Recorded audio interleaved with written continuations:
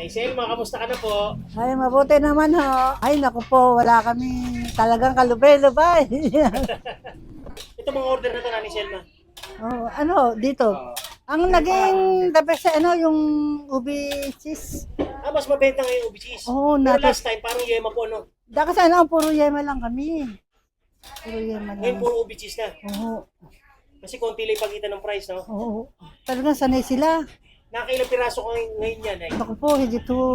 Sinabi ni Tina, 700. Hindi lang ho 700. Mas marami na. Doble. Doble ho. Magtungo kayo sa Selma Eatery. May palabok, halo-halo, butsi. Thank you, Nanay.